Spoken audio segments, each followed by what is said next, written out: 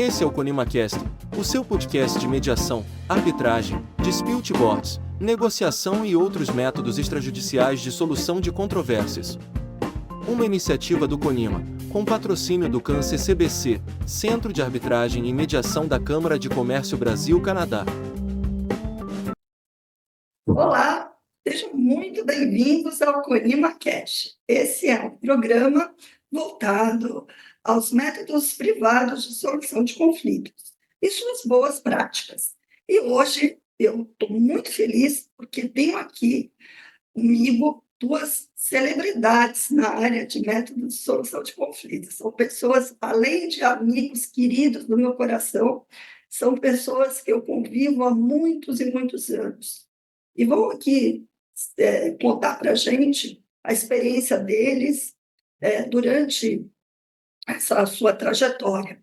Eu estou com Ana Luísa Isolde e o Adolfo Braga Neto, que vocês, claro, já conhecem muito, de ouvir falar.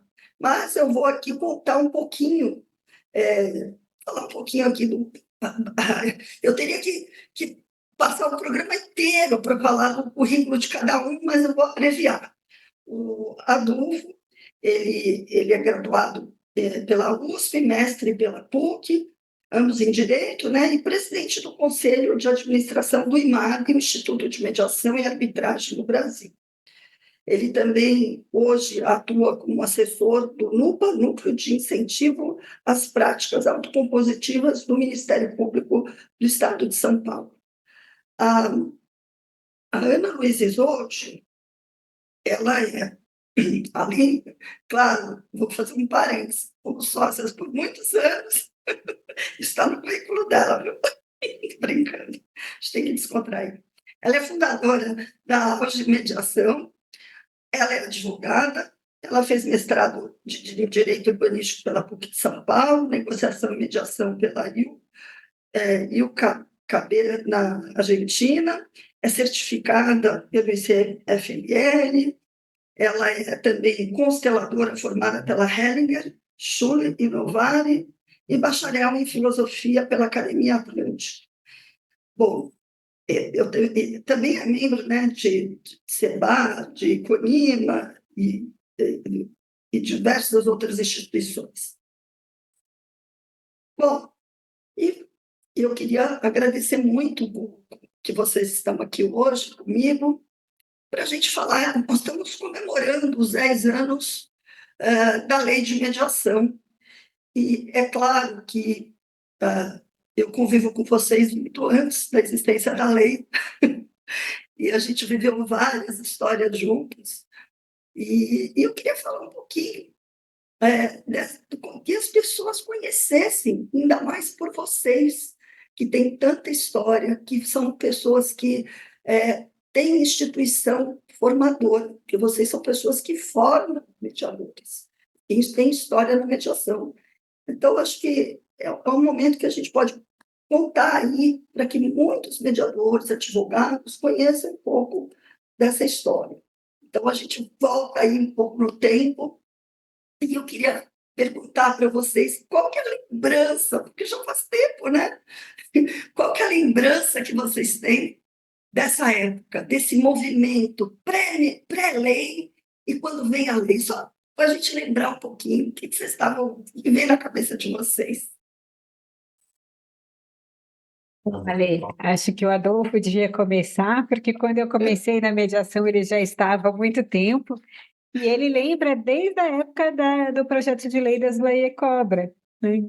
E naquela época eu cheguei um pouco depois.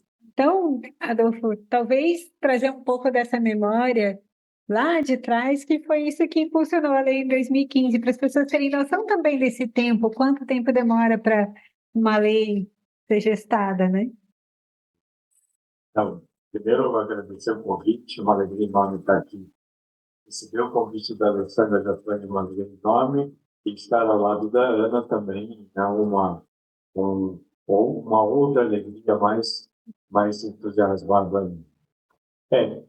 Acho, quando foi feito o convite, falando sobre isso, né, claro que vem na memória várias situações, vários fatos. Na época, acho que no década de 90, século passado ainda, né? Onde tinham já pessoas e instituições, então, por exemplo, eu participo da instituição até hoje, talvez uma das mais antigas, não é a mais antiga, mas uma das mais antigas, que sempre considerou que era necessário para o desenvolvimento, a evolução do mediador, ou ele ter a pretensão, ou se dispor a mediar, ele precisa ter uma capacitação mínima, né? Então, isso faz parte um pouco do histórico, né? No momento em que não se falava em lei, as pessoas não sabiam do que se tratava, confundiam, não que não confundam mais, mas continuam, porque a confusão continua, mas de qualquer forma, é, existia, existia muito mais conhecimento. Então, aí o requisito de capacitação era primordial, e nós tivemos o privilégio de que isso remonta também um pouco da história do próprio Conima, porque o nome Conima, quando ele foi fundado, tinha uma vertente muito mais voltada para a arbitragem, era uma consequência da lei que tinha sido aprovada em 96, e nesse inteirinho, antes disso, já tinha um movimento de mediadores e pessoas interessadas na mediação e conhecer e aprofundar, né? E aí veio a história que reúne um pouco com o Conima, porque nasceu a ideia dos instrumentos que hoje estão sendo revistos e atualizados, e uma capacitação mínima que, na época, também foi pensada para a arbitragem, mas foi ajustada e proposta pelo Conima para a capacitação de mediador, né? Então, tudo isso são vários elementos que, na época, nos apontavam como uma possibilidade de que não precisávamos de lei, né? Isso tinha era uma discussão bastante ampla e muitos mediadores, muitos profissionais da área ou capacitadores já sustentavam que não era necessário, né? Muito embora tínhamos consciência de que estávamos num país positivista, podemos dizer assim, né?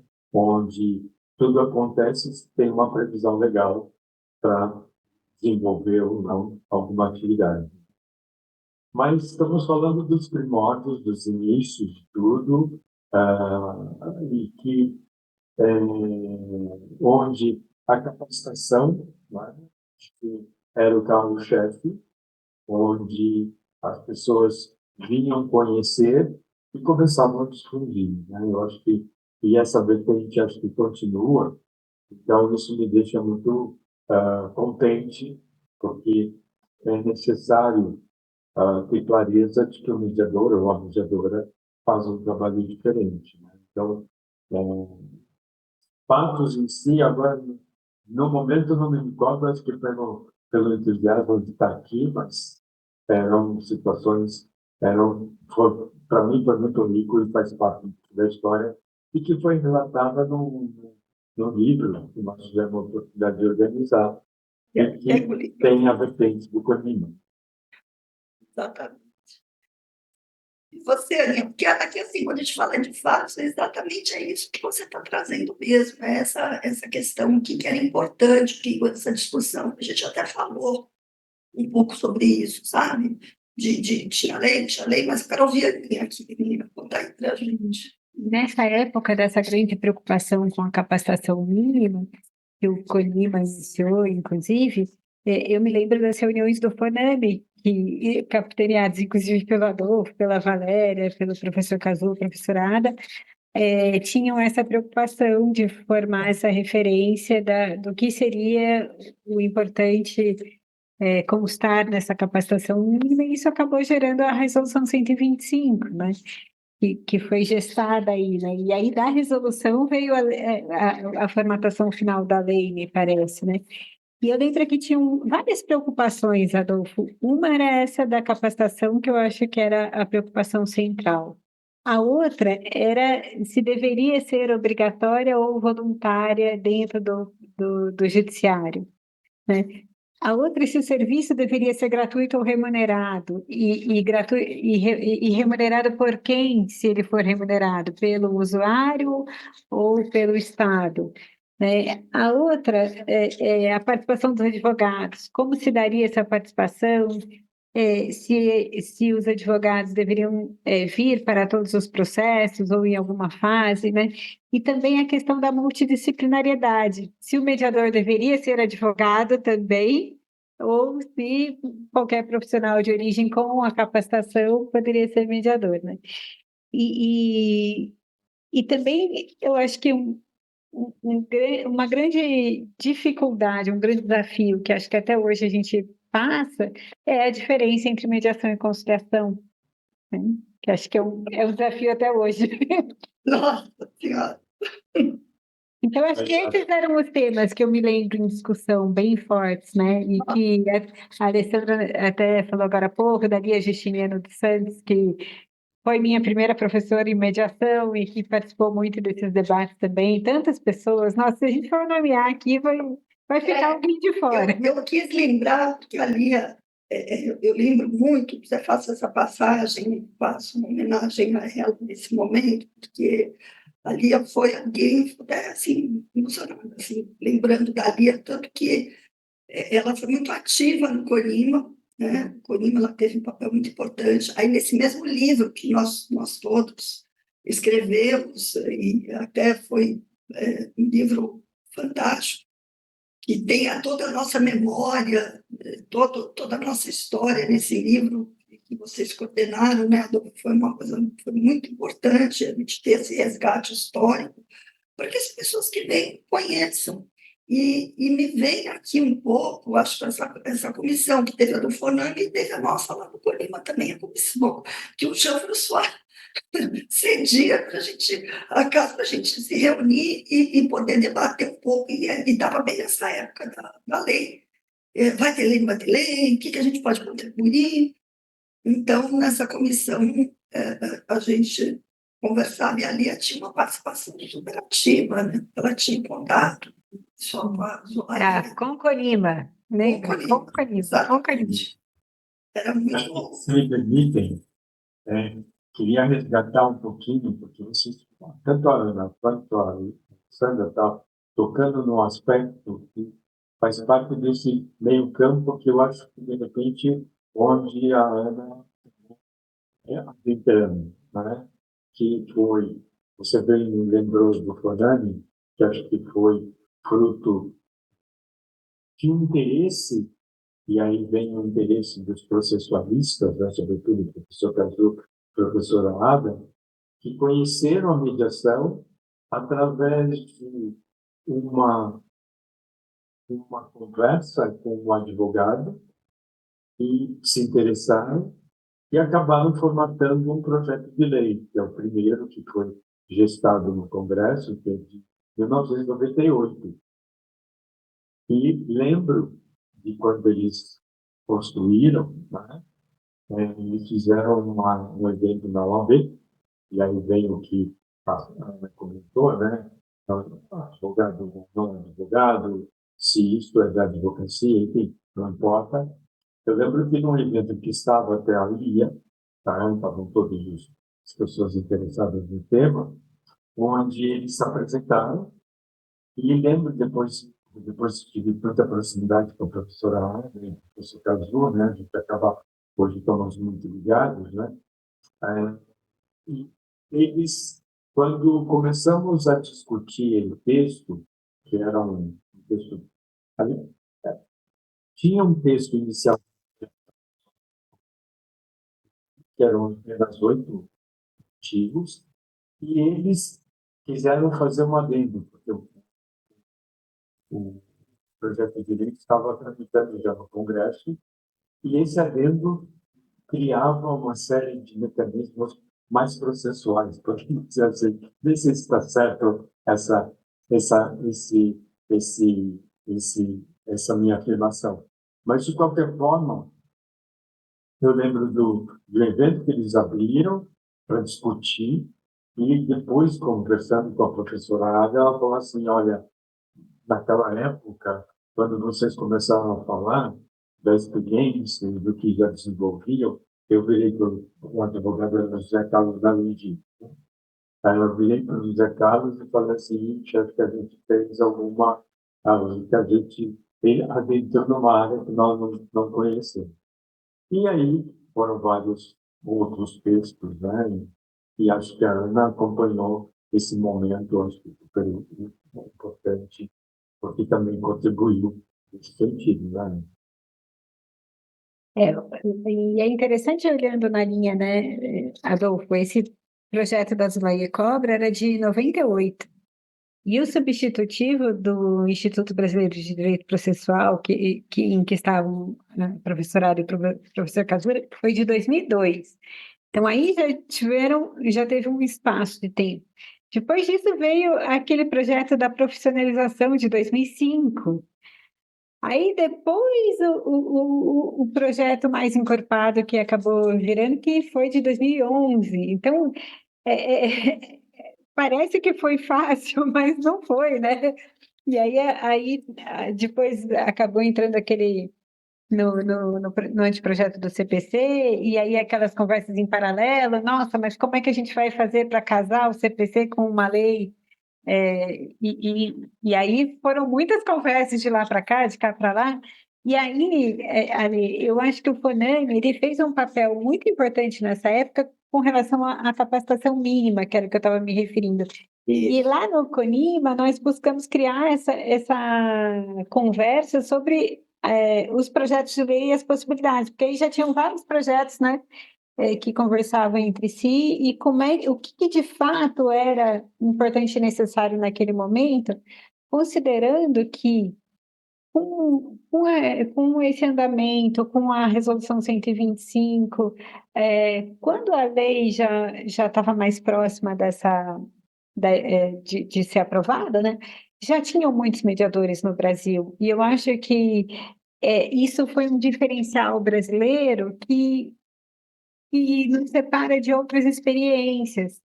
Então, por exemplo, quando aconteceu a edição da lei na Argentina, eles tiveram que sair formando mediadores rapidamente, porque veio com uma mediação obrigatória, e eles não tinham mediadores. Aqui não, nós tivemos muita discussão prévia. Então, quando a lei foi editada, eu acredito que ela já tinha alcançado uma maturação para isso, já existia um mercado, já existiam profissionais, existiam pessoas interessadas no serviço, e já houve uma ampla discussão sobre o tema antes. Então, eu acho que isso é algo muito importante da nossa legislação. Eu não sei se o Adolfo concorda, se a Alessandra concorda com esse cenário que eu desenhei aqui. Não sei, Alessandra, se você vai Eu concordar. acho que a gente teve acho que a gente teve um número muito acentuado, porque abriu muito, principalmente em função do judiciário. Isso a gente assistiu, né, até porque simplesmente, e hoje a gente assiste, né, uma abertura muito grande. Nem sempre, e aí eu acho que a gente volta para aquela história de confusão, de mediação, conciliação, que a gente sempre discutia isso muito, a gente sempre discutiu essa história, o que acontece dentro do judiciário, o que acontece fora do judiciário, quais são as experiências, porque as pessoas pouco falam sobre isso, né? Quais são as experiências que os advogados conhecem efetivamente de mediação e quais são as experiências que eles conhecem lá no judiciário, porque são experiências diferentes. Não adianta falar, não, é assim, são experiências diferentes. Ninguém está te falando que é bom ou que é ruim. Não, são experiências diferentes. Só isso. Porque, e o que você pode obter com uma mediação efetiva, uma mediação, que você tem todas as técnicas aplicadas, onde você tem tempo, porque tempo é um fator importante, e todas essas questões, eu ainda acredito que nós já passou algum tempo, 10 anos, pelo menos eu vou falar da parte positivada, né? E a gente ainda precisa se debruçar sobre isso. E deveria se ter conversas sobre o que deveria ficar dentro e se era que deveria ir para fora do judiciário. E aí eu provoco vocês. Sim, com certeza. Então, somente um comentário. O Brasil destoa um pouco das experiências internacionais, pessoal. Né? Acho que você tem um case internacional. Eu convivi um pouco com o movimento da mediação, de implementação da mediação em Portugal, e lá foi justamente não é exatamente nos moldes do que você comentou na Argentina, mas foi impulsionado por uma perspectiva de uma política pública do Poder Executivo, implementando o famoso julgado de paz, que é uma renovação, que foi espelhado muito quer dizer, espelhado não, foi inspirado eventualmente muito de algumas experiências da Argentina e do Brasil, porque eles queriam atender às diretivas europeias e eles não conheciam o Instituto. Então, aí tem uma riqueza aqui no Brasil, né? Primeiro, tivemos a experiência prática, quer dizer, ainda temos a experiência prática que continua, e ela acho que norteou e adequou. Tanto é que, por exemplo, eu costumo brincar, mas não é bem o marco legal da mediação, porque temos dois capítulos na lei, né? Ao aspecto da mediação, tanto judicial quanto extrajudicial, e as famosas autocomposições, ou os métodos autocompositivos, que é um capítulo dedicado à administração pública, né? Então, um passo imenso que foi dado nessa área e que, quer queira que não, começa desenvolveu muito bem sendo desenvolvido a possibilidade não somente da mediação, de outras metodologias no contexto da administração pública. Né? São muitas riquezas. Né? Isso é interessante, né, Adolfo? Porque essa discussão, se seria chamada de mediação da administração pública ou se seria autocomposição, no fundo, acho que nós discutimos muitas coisas que também nos levaram a esse caminho que tem hoje e que me parece que é um cenário importante no Brasil, que é da especialização na mediação, né? Então, assim, é interessante como isso que no começo, né, estava ali mais para família, empresa, hoje a gente tem mesmo dentro de família, mediação entre isso, entre aquilo, e na empresa também, muitas especialidades dentro dos mesmos contextos. Então, acho que essa é uma característica atual, né, pós-lei, e que teve possibilidade também em função da edição do marco legal, né? Se a gente for chamar o conjunto de normas, porque a gente tem hoje as duas normas principais, do CPC e a lei de mediação, mas muitas outras leis que inserem a mediação em algum outro contexto, que isso, hoje, a quantidade de leis que referem de alguma forma à mediação, né, é importante, ou que possibilita a mediação mesmo sem referir, como a lei trabalhista. Então, eu acho que isso foi um marco, uma tendência, vamos dizer assim, que começou com a lei de mediação. Porque a lei, ela trouxe algo muito importante, que foi a aceitabilidade mais ampla por parte dos advogados. Porque se antes os advogados falavam assim, a gente não sabe muito bem se a mediação é jurídica, não é jurídica, como a lei, eles tiveram mais como manter essa dúvida, né? Então, para mim, isso foi importantíssimo, assim, como efeito da legislação. Eu acredito que foram um dos maiores avanços que nós tivemos, trazer os maiores, trazer a mediação para dentro de leis especiais, né? A recuperação, licitação, isso realmente foi um ganho e tem sido um ganho. E para o próprio mediador, mas também, por outro lado, a gente vem discutindo isso em algumas situações, isso até acho que vale um podcast para a gente, vale uma discussão, é a gente também tratar de algumas especificidades do próprio mediador, do preparo do mediador, isso, né, a Dolfiana, que fazem essa formação, dos cuidados, de até onde ele vai, porque aqui a gente ainda tem aquela questão do tipo da mediação que a gente trata, né? Então, são esses pontos, e também aonde que eu estou atuando, eu sou mediador, fui contratado para ser mediador, qual que é o meu papel aqui, qual que é a minha função, para eu não ir além dos limites, né? E depois, porque dentro dos códigos de boas práticas que a gente sempre trabalha, o que que eu posso fazer depois que encerrou a mediação?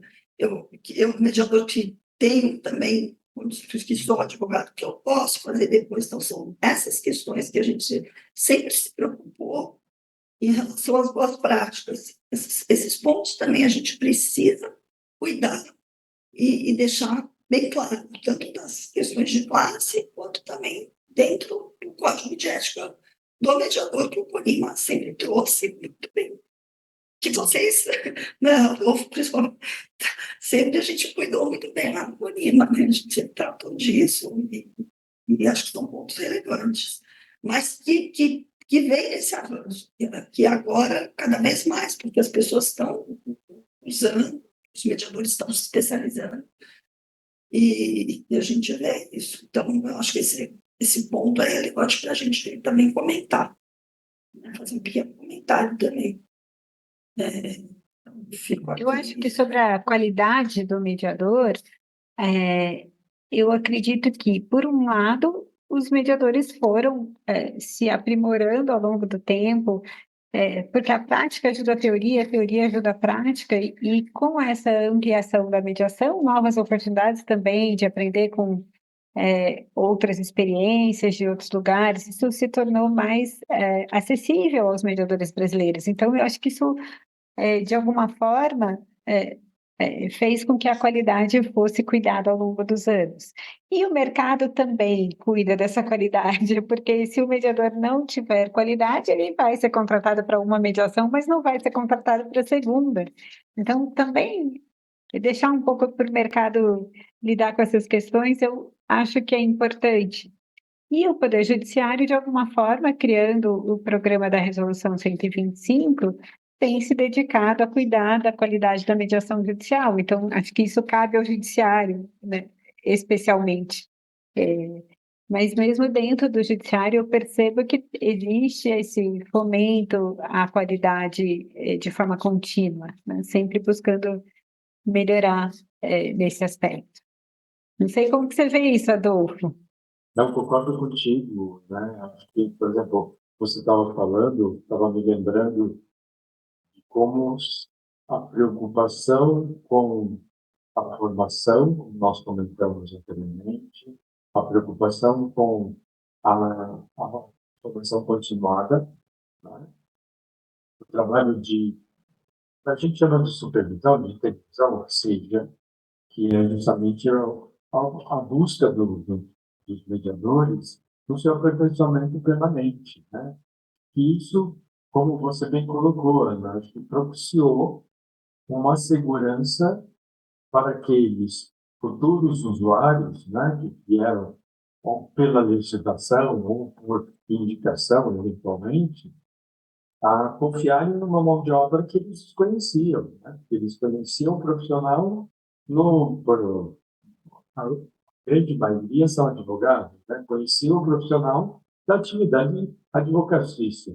Agora, ele, como mediador, vão começar a experimentar, né? Então, acho que isso também é um componente muito importante fora isso, vários outros profissionais que acho que a gente tem um histórico aí de pessoas na área, de outras áreas, né? Engenheiros, por exemplo, vocês devem lembrar do Ricardo Issa, psicólogas como a Lia, a Lia Sampaio, a Vânia Asbeck, que sempre se preocuparam com a formação e que sempre se preocuparam com a continuidade e a busca do conhecimento e aperfeiçoamento, né? Que acho que é o que nós três aqui fazemos permanentemente.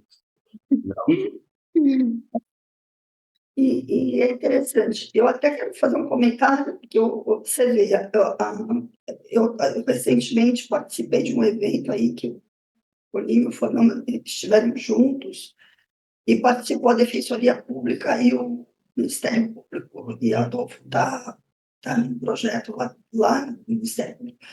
E aí, para mim, isso é uma coisa fantástica, porque você começa a ampliar os horizontes, porque a partir do momento que órgãos do poder público, como esse, começam a ampliar, né, acho que você pode falar muito mais que eu, óbvio, eu estou fazendo a provocação aqui, porque eu fiquei absolutamente encantada com esse evento.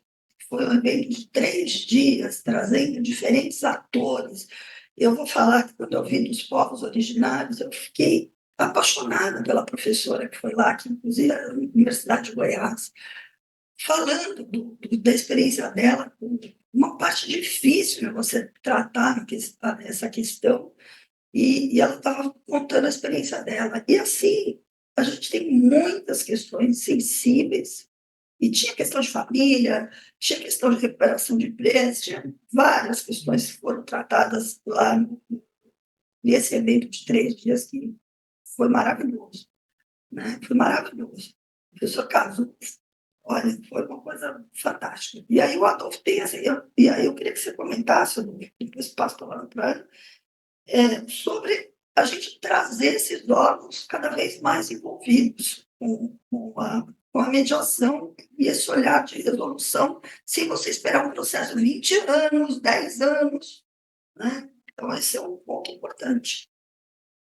Não tenho dúvida, acho que todos nós sabemos os benefícios que a mediação proporciona, né? Então, nesse sentido, que acho é, que foi desenvolvido nesse evento, que foram 3 dias, e que foi único, porque é uma série, como você bem colocou, uma série de 4 eventos, que foi o único que apontou 3 dias, porque não cabiam em 2 dias, que é o costume, né? Onde se deu um panorama do que está acontecendo em termos de mediação aqui no Brasil, no contexto privado, que acho que é o nosso maior DNA, né? Onde a mediação acontece, não sei se naturalmente, mas de uma forma muito, não, talvez mais profissional. Não sei se estou certo nessa minha, nessa minha adjetivação, mas enfim, de qualquer forma, o que a gente vê é que todo o movimento e toda a preocupação que permanece da nossa parte, a gente percebe também dos mediadores, e a gente incentiva que novos profissionais estejam com a gente, porque são eles a abrir frentes, como vocês bem pontuaram, as frentes que estão sendo apontadas, muitas já têm previsão legal, e não limita isso, né? Então, acho que a grande riqueza de proporcionar tudo isso, e fico muito contente de testemunhar isso, porque a gente vê o crescimento, a gente vê a evolução, onde, por exemplo, um comentário, acho que vocês devem estar a par, e acho que a gente pode formular um convite nesse sentido. A Câmara da Fiesp, que é a Câmara de Conciliação, Mediação e Arbitragem da Federação e do Centro Brasileiro de Educação, vai completar 30 anos. E eu lembro, como tive muita proximidade com a professora Selma Mendes, eu lembro que a Câmara era uma sala dentro do Departamento Jurídico da Federação das Indústrias. Hoje, tem salas e salas dentro de um andar todo destinado a ela. Então, quer dizer, é uma evolução, né? Estamos falando de andar para frente e com qualidade. Acho que isso aí não tem preço, né, Ana e Alessandra? Exatamente. E eu fico também me perguntando muito, né, o que é que o mediador tem para oferecer enquanto profissional para a sociedade, né? E para mim, o principal que nós temos para oferecer é o olhar imparcial, é a imparcialidade. Que outro profissional tem a imparcialidade tão marcada, né, como o mediador? Porque o juiz ele tem uma imparcialidade muito mais restrita, porque depende muito está muito limitada pelo processo. O mediador ele tem uma imparcialidade mais livre dentro de algum limite que a lei colocou, mas que generosamente deixou com bastante amplitude. Então, esse olhar imparcial, principalmente neste momento que estamos vivendo, de tanta polarização, tanto fomento à polarização, né, é algo que surpreende muito as pessoas quando elas não estão conectadas com esse olhar imparcial. E isso me parece que é o coração da mediação, né? É a essência da mediação. E aí vem a qualidade do mediador, né? E essa necessidade de sempre se revisitar. Essa qualidade ela não vem só da qualificação formal de cursos e etc., mas vem de um autoconhecimento e uma firmeza de caráter no sentido de, não, eu preciso estar nesse lugar de terceiro imparcial para poder oferecer isso. E isso é uma generosidade que poucas pessoas se dão conta quando estão diante de um mediador. Porque se nós não fizermos isso no dia a dia, nós não nos tornamos imparciais quando nós sentamos na mesa para falar com os medianos, né? Então, eu acho que aí está o coração da mediação. E é para isso que nós temos que olhar quando pensamos em qualidade, quando pensamos em qualificação, né? Quando pensamos qual é o nosso lugar no mundo. Assino embaixo novamente, Ana, com certeza. E, aliás, se me permite, vou agregar algumas coisas, porque a imparcialidade que não decide, né? Num componente não impositivo de colaboração, né? E onde, por exemplo, uma coisa que a gente vivencia, que vocês vivenciam, casos práticos, né? É sempre a prática revisitada com o conceito da teoria que foi inspirada na prática, né? E no nosso dia a dia, muitas vezes a gente percebe as limitações, seja mediação no contexto de empresa, de insolvência, às vezes, por força de dificuldades, não chegam a um acordo.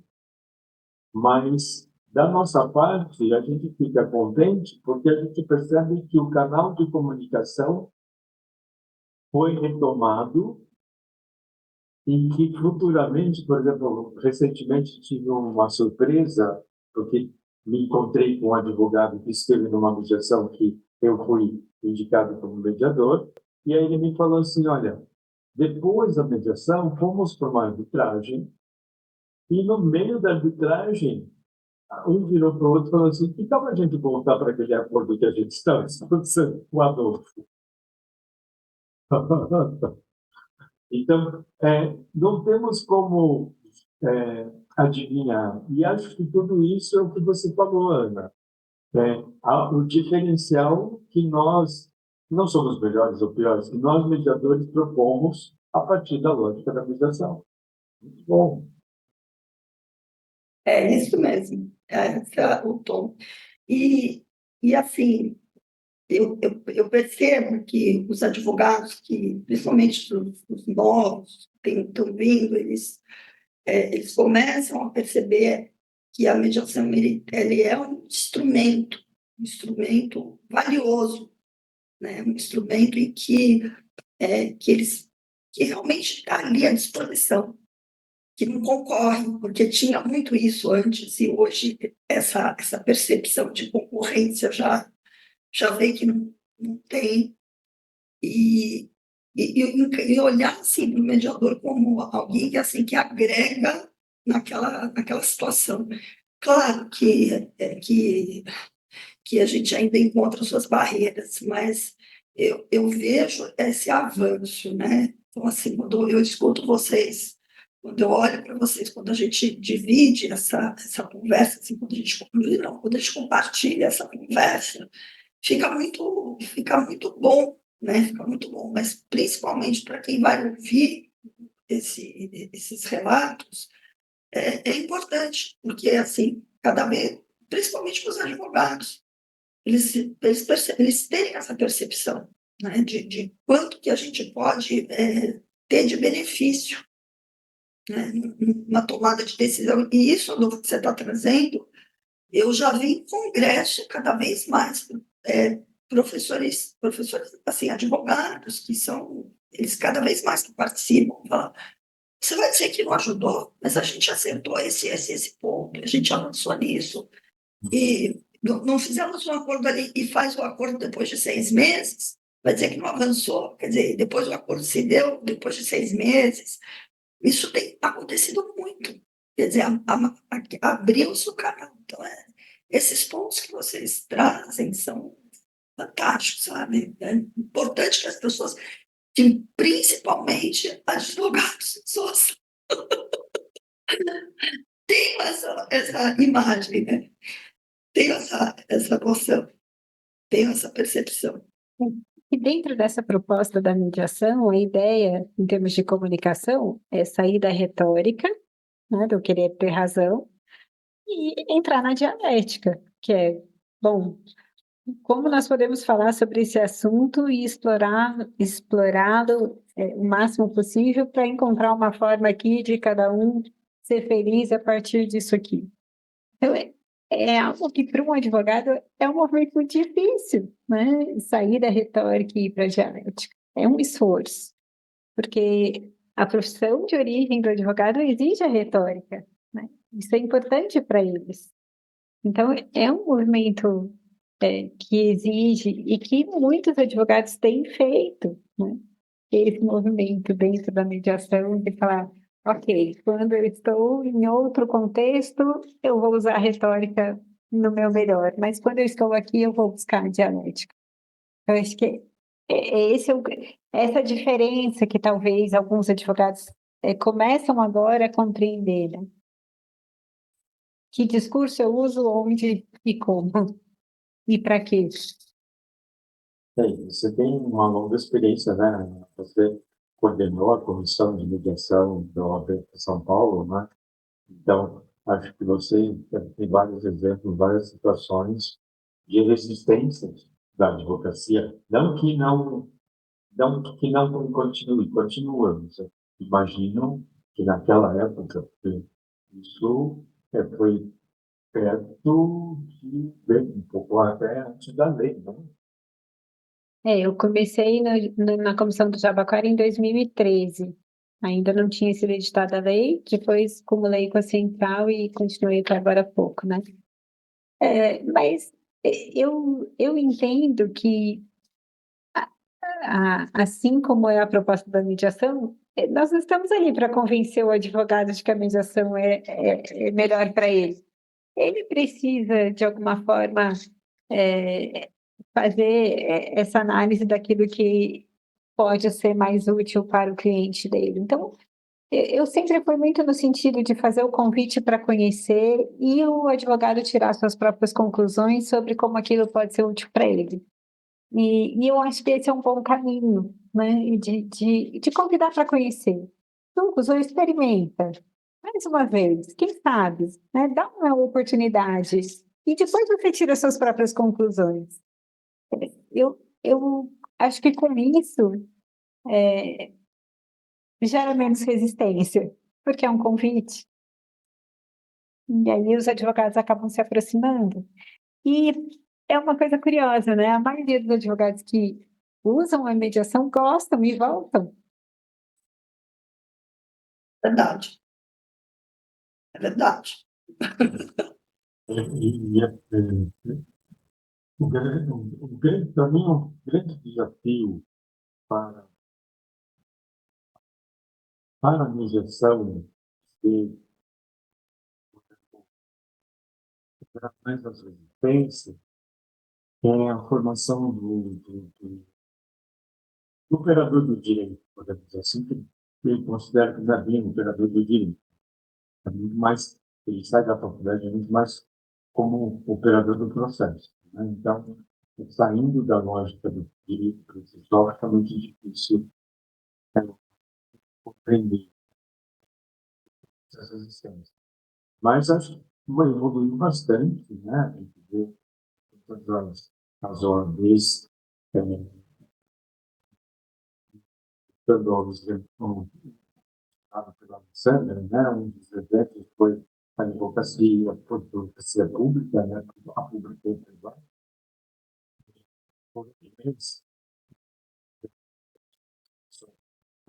De várias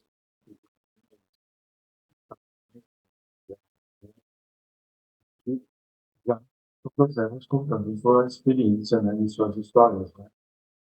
Isso são riquezas, mais uma vez, da evolução, acho que da meditação. E eu me lembro, Adolfo, quando eu comecei a estudar mediação, que você já era professor, né, foi em 2004. E naquela época, não tinha quase livro para a gente ler, né? Você tinha que ir para outros lugares para buscar livros de outras línguas. Eram poucos livros que traziam, dentro do contexto, dos ADRs, a mediação. Então, era muito pouco sobre mediação dentro de um contexto maior, do cenário da arbitragem, da conciliação e tal. Então, quando eu olho hoje e vejo que tem uma quantidade imensa de livros, de trabalhos de conclusão de curso, de mestrados, agora o MEC já colocando dentro da cadeira do direito, isso, para mim, é algo que em tão pouco tempo floresceu, assim, eu fico impressionada. Então, hoje, se a gente quiser, no Brasil, um livro super específico de uma mediação em um determinado contexto, você vai achar. Isso era. Não passou tanto tempo assim, passaram 20 anos, né? Então, eu acho que essa expansão da mediação, ela é natural, é que, às vezes, é, a gente quer que seja mais rápido, né? Mas ela é natural. Eu acho que com o tempo ela vai acontecendo, né? Começou a mediação ali pelo judiciário, depois ela chegou nas OABs, aí foi para o legislativo, começaram os projetos de lei, foi para o executivo, começou a ter, então, mediação dentro dos órgãos públicos, depois foi para os organismos de classe, né? Então, a OAB, Instituto de os engenheiros, psicólogos, começou a ter em várias, arquitetura, medicina, né? Então, olha como isso foi expandindo. Aí, para mim, assim, o boom foi quando a mediação foi para o Fantástico, né? Aí foi algo assim muito interessante como expandiu. Então, de fato, quando as pessoas conhecem a mediação, elas acabam de alguma forma se interessando por ela, né? Então, o efeito do programa do Fantástico sobre mediação também foi a coisa mais impressionante que eu já vi. Eu me lembro que lá na auge, naquela época ainda era a de família, junto com a Alessandra, e nós temos até hoje a Maria, que trabalhava lá com a gente, e no dia seguinte que saiu a matéria do Fantástico, ela veio para mim e falou assim: Ana, finalmente agora eu entendi o que você faz aqui. Eu falei, uau! Então, isso é impressionante, né? Que situações desse tipo aconteçam cada vez mais para que a gente possa mostrar o que a gente faz, né? E então, eu vejo que é algo que cada vez se amplia. E nós é, adentramos em muitos espaços que antes não imaginávamos.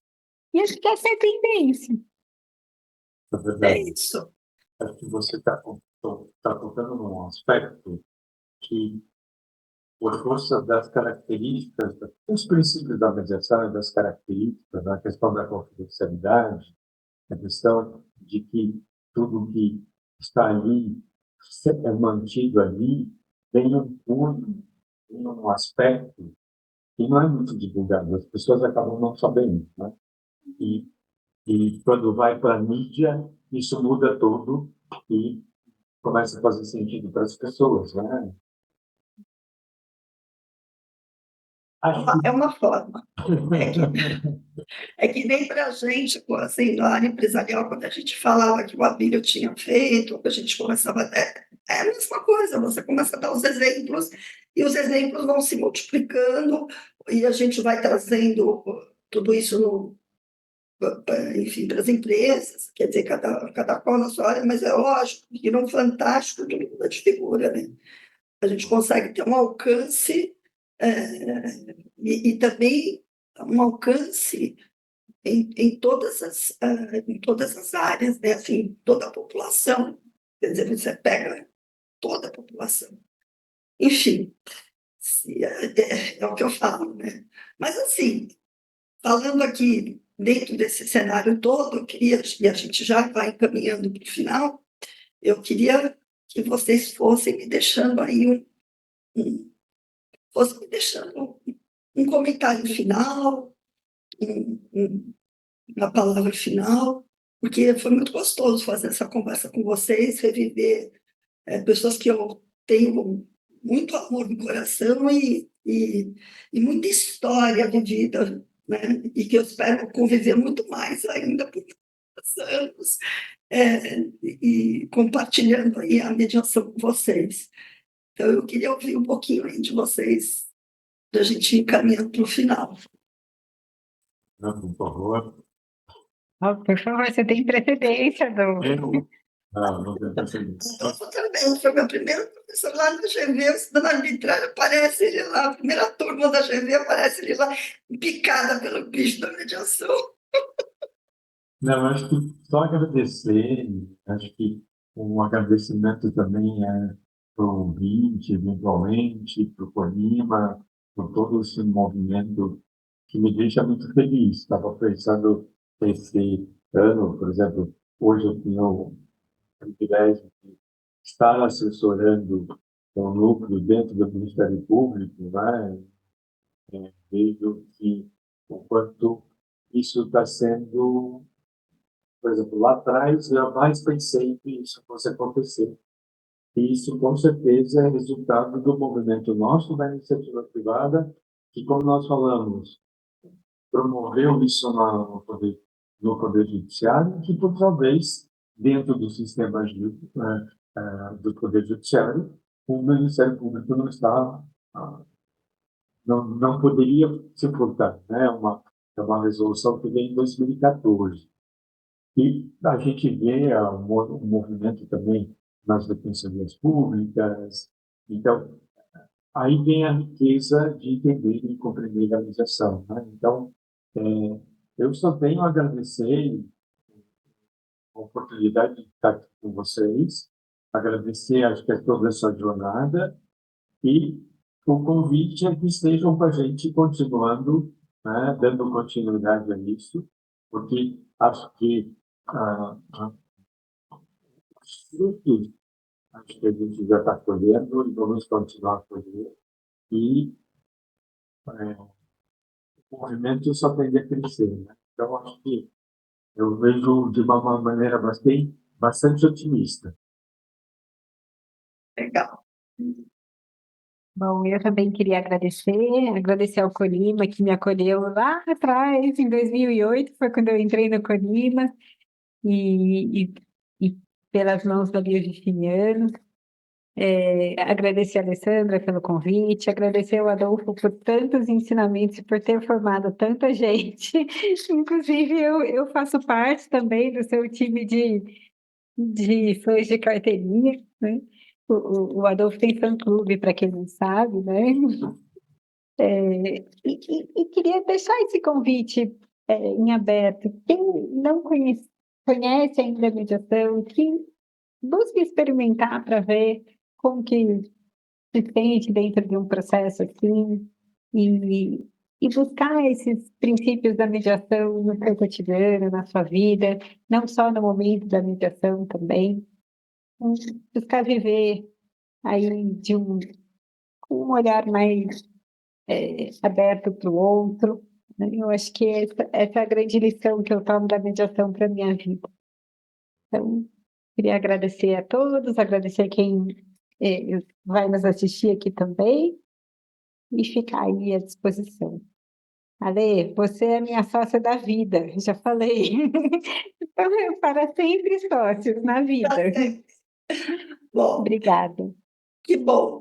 Bom, vocês fiquem ligados e fiquem atentos que estaremos com novidades no nosso ConimaCast. Até a próxima. E este foi mais um ConimaCast, uma iniciativa do Conselho Nacional das Instituições de Mediação e Arbitragem, com o patrocínio do CAN-CCBC, Centro de Arbitragem e Mediação da Câmara de Comércio Brasil-Canadá. Entre em contato através das nossas redes sociais, Instagram, Facebook, LinkedIn e YouTube. Ou mesmo através do WhatsApp, disponível no site do Conima, www.conima.org.br. Nos encontramos no próximo episódio.